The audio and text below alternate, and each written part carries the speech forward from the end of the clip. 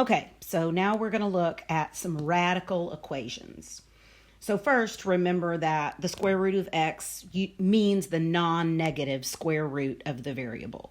So when we solve by squaring, we have to check our answer, because remember that we can't take the square root of a negative number.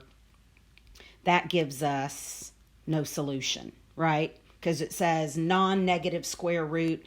Notice the instructions say where the variable is a real number, okay? So, really easy. We'll square both sides. We get w is 9.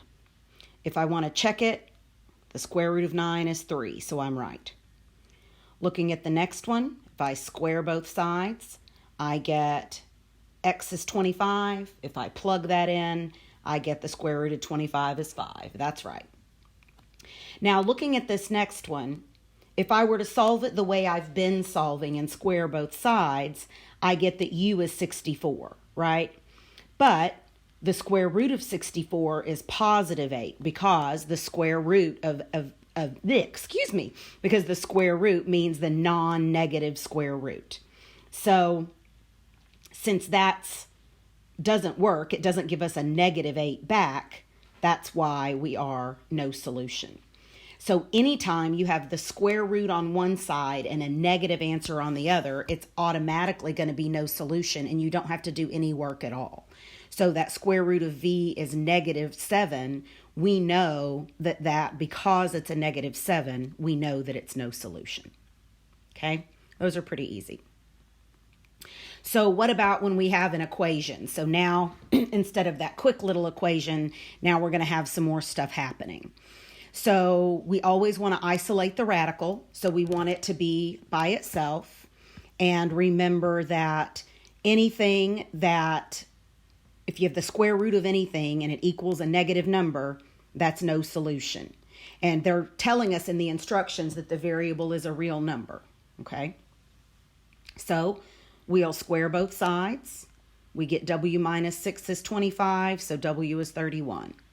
If I want to check it, I'll plug that 31 in for w, and so that gives me the square root of 25, which is 5, so I'm good. On this next one, we're going to have to isolate that radical. We want the radical all by itself, so to do that, we'll add 2 to both sides. Now I have the radical on one side, my number on the other. It's positive, so we're good. We'll square both sides. V plus 2 is 81. Subtracting 2 from both sides, V is 79. Then I can plug that into my original and see that I do get 7 as the answer. On this next one, again, we've got to isolate the radical, so we need to subtract 4 from both sides. But when I do that, I get the radical on the left and I get a negative on the right. So since I get that negative, I automatically know that my answer is no solution. I don't have to do anything else for that.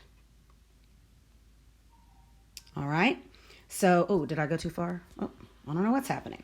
Okay, so here we need to move the 3 to the other side, right?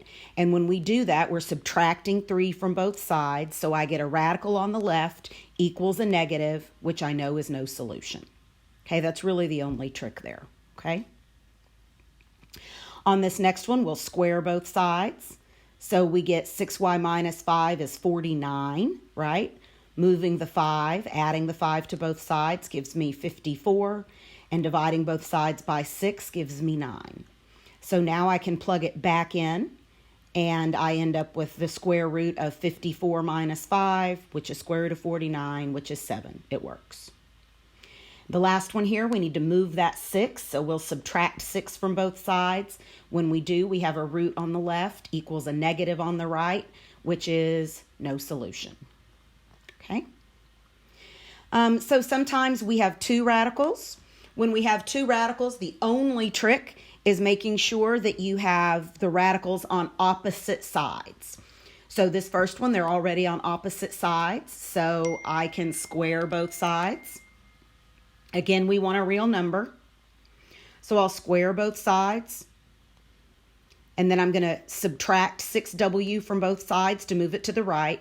Remember, we could move the 9W to the left, but then we're going to end up with a negative W, right? We'd have negative 3W, and then we have to remember to divide by a negative. So if we'll move the 6 to the other side, we'll have a positive value of our variable. Then we're going to add 16 to both sides. So I end up with W is 4. And then I'm going to plug it in and be sure that it all works, and it does. On the next one, again, we're going to square both sides.